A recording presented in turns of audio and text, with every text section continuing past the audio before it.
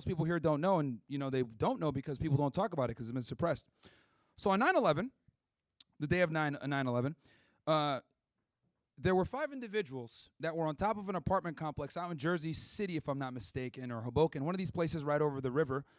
And they were there at about 8 o'clock in the morning, about an hour prior to the towers being hit. And what ended up happening was when the first tower got hit, they started celebrating and dancing, these 5 individuals. A woman is looking out to the towers with her binoculars, and she sees these 5 individuals dancing in front of a van. Well, that's weird. Why are these guys celebrating as the towers are on fire? And I'm not just talking about dancing. Like, these dudes are moonwalking. Like, they're doing some Michael Jackson type shit, right? They're going nuts, right? That's why she was able to see the commotion. So she calls the police because she thinks that's kind of weird, and they look Middle Eastern. So the police catch up to them. She gives out the description of the van and the license plate. Police catch up to them, and they stop them. When the officer approaches the car, guy gets out immediately. We are Israeli. We are not Palestinian. Those are your enemies, right? It's like, what the hell? That's kind of a weird thing to say when you're getting stopped. So they check the guys out, and they're 5 Israeli citizens, right, with large sums of cash and plane tickets to leave the country the next day. And they're driving a van called Urban Moving Systems. It's like, this is weird, so they call the FBI. FBI bring these guys in. They run their names through their databases. They find out that 2 of them have ties to Israeli intelligence. Well, that's weird. These guys were there an hour before the towers hit. They're dancing and celebrating. And then they asked them, hey, did you guys have prior knowledge that this was going to happen? They said no, but they got polygraphed and they were lying. And then they end up holding those guys in jail for about 70 days, immigration custody. And then ended up getting deported, getting sent back to Israel. And they went on a talk show, and they admitted that they were there to document the event, right? Which means they had foreknowledge that the towers are going to be hit.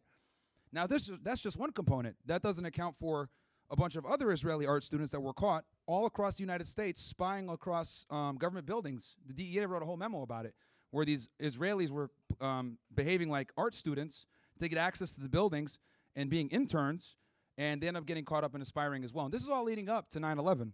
Then you find out that the buildings were purchased by a guy named Larry Silverstein, cha-ching, and he took out a very unique and unorthodox insurance policy that covered for terrorism.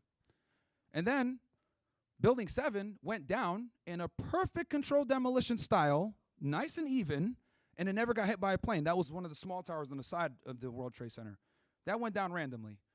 And then witnesses on the ground said that they heard a bunch of bombs, right? They heard bombs. The firefighters that were there on the scene. Then it gets more interesting. And this is something that a lot of people don't know, and I'll share this with you guys. Shout out to my guy, Ryan Dawson. He talks about this in detail. You guys should go watch the documentary Empire Unmasked, where he covers all this. I'm summarizing a lot for you.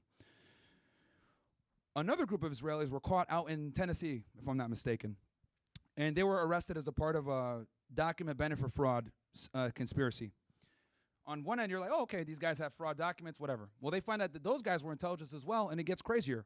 One of them had a slip that shows that they were at the World Trade Center a month or 2 before 9/11, okay? And there was a woman that was going to testify against them that at the DMV, because she worked at the DMV giving these guys fake licenses and stuff like that. She was going to